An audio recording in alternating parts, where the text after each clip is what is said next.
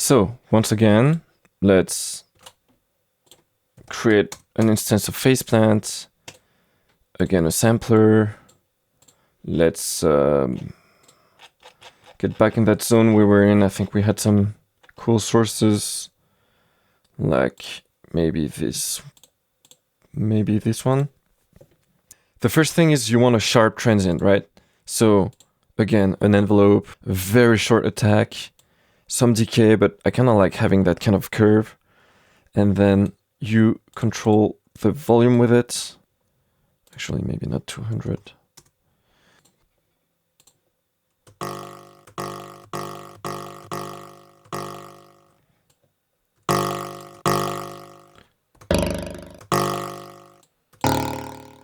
But it's not enough just to have...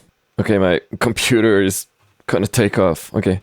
But if you want a punchy transient, it's not enough just to have an envelope on the volume. You also want to have some kind of pitch envelope. So I'm gonna duplicate that envelope, make it way shorter, and affect it to the pitch. So this is without the envelope. And actually, I'm not gonna use an envelope. I'm gonna use a LFO. This way I have so much more control.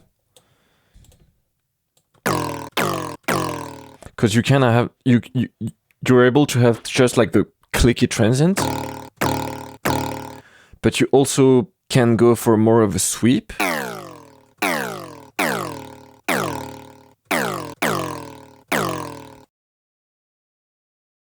And you can have both.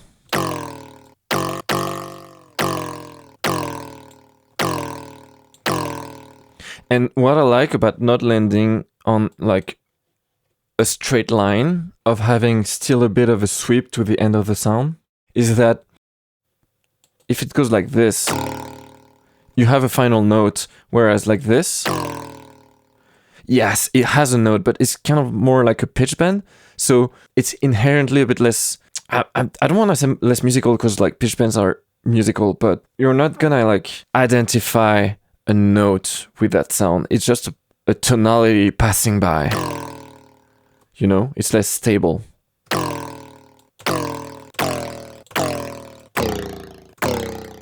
And then of course some distortion and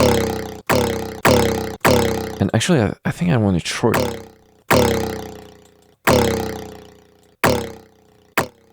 Oh, what is going on? Oh, okay. I have 0.6% of sustain.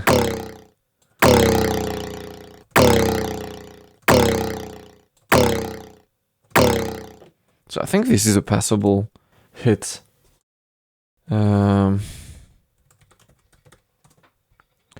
Cool. And then we're just gonna make more hits. I like this one. It has that kind of like ka-shunk articulation. So just... Actually, let me just...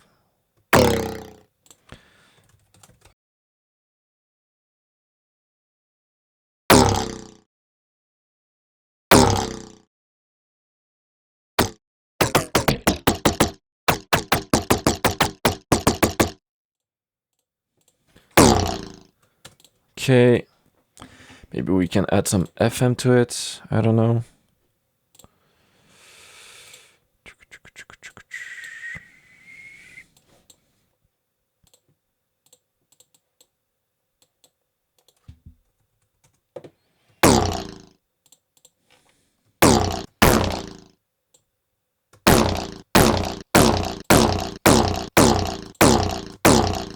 Adds a bit of inharmonicity, which I think is nice, even though the top might be a bit too sizzly. Maybe we can fix that with just a bit of, you know.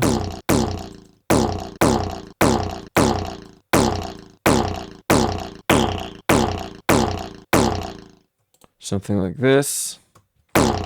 Cool. Maybe I want to save this one. I don't know.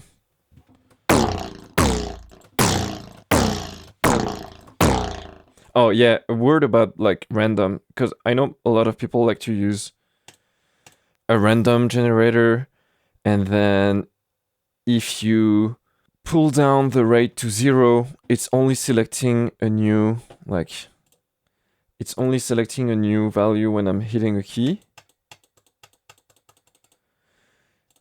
So you could do that. You could loop this.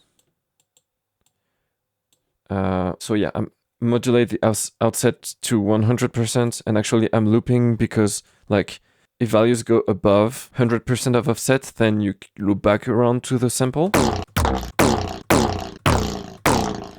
And I just illustrated what I don't like about random, is that I really like the one that were here, but I can't reproduce it anymore. And you can, yeah, sure, you can do this and then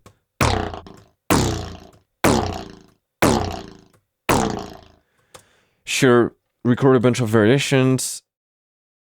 If you do it, it's fine. If that's your workflow, maybe you can make it work. But personally, I like to kind of randomly scrub, and then when I find something cool, I can tweak it. I can make it cooler.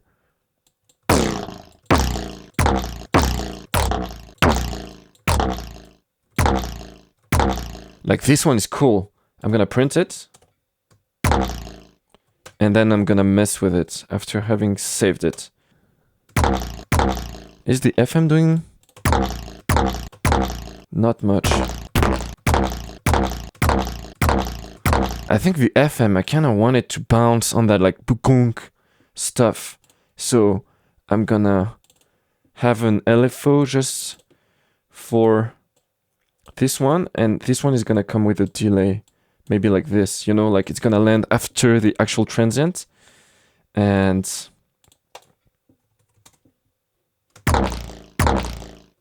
cool, and then it's a bit late.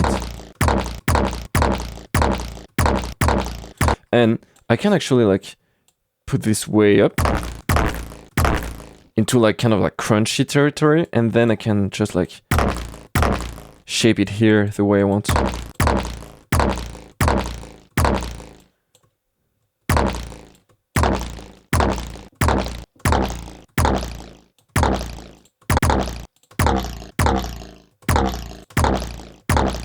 It's kind of cool and kind of not cool. I don't know. I'm gonna print it. And then I'm gonna disable it and print it again. And then I'm gonna mess with it.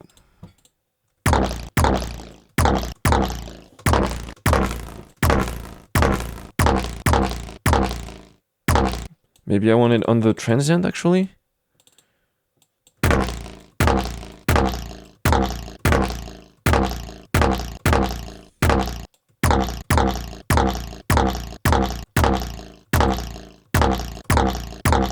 Yeah, I don't think it's adding much interest to the sound. Maybe we can try with some ring modulation.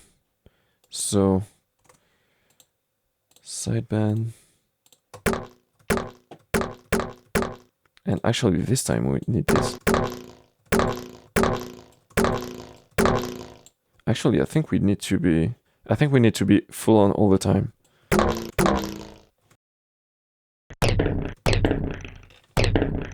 It's not.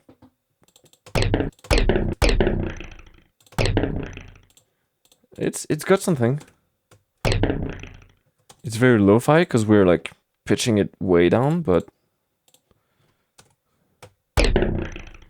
maybe we can make something with it. That's the kind of case where I would put OTT on that stuff. When you have that kind of already not clean sound that is very dynamic and has a lot of small details that need to be brought up, and you kind of don't care about making the sound dirty and crunchy because that's what you're looking for.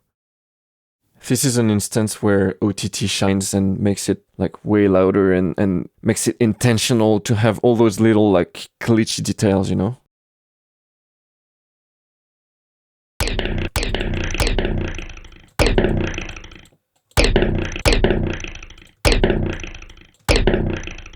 Like this. And this is gonna be lovely when we get to the granulation part. I can already tell. Okay, so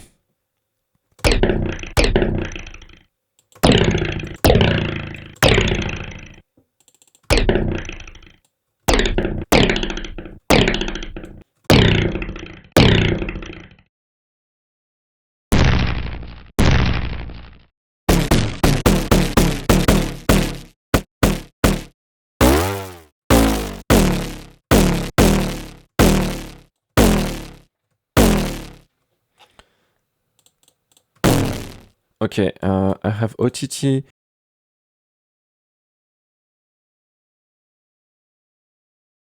I'm still kind of making building blocks right now. Like, maybe not when I'm making like risers, even though like I could layer those risers. Maybe not when I'm making the whooshes, even though those whooshes are kind of basic and I think they can be more interesting and they're gonna be like layered. But especially when I'm doing a hit, I know I'm gonna layer it because you'll be hard pressed to make a satisfying impact or explosion with just like one layer. You need like you need a sublayer, you need a layer that has a good transient, you need a layer that has like a lot of body, you need good layers for the tail, and you're gonna process those individually and you're gonna process the bus. So yeah, I'm not aiming to make the best hit in faceplant right now. I'm like aiming to make interesting sounds, cool sounds, punchy sounds that I'll then be able to layer together.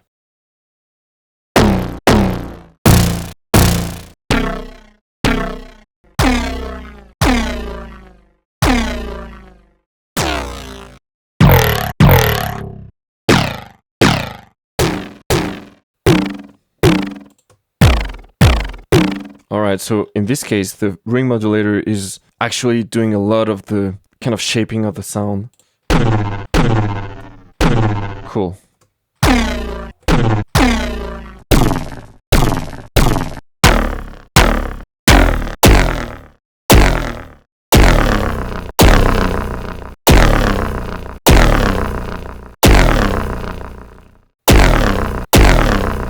Okay.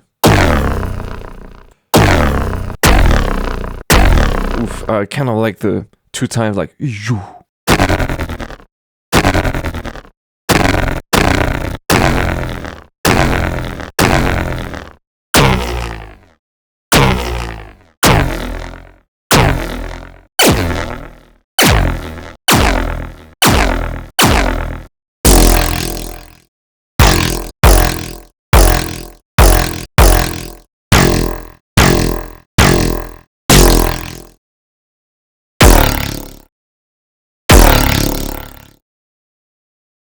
Oh yeah, one quick tip. A filter, especially like a pick before the distortion that you modulate with the envelope is a really quick way to add a bit of punch to your transient. Like this is without, and this is with. And if you feel like you're missing some maybe snap, some like bite at the top, a high shelf with the same principle can also help a lot. Like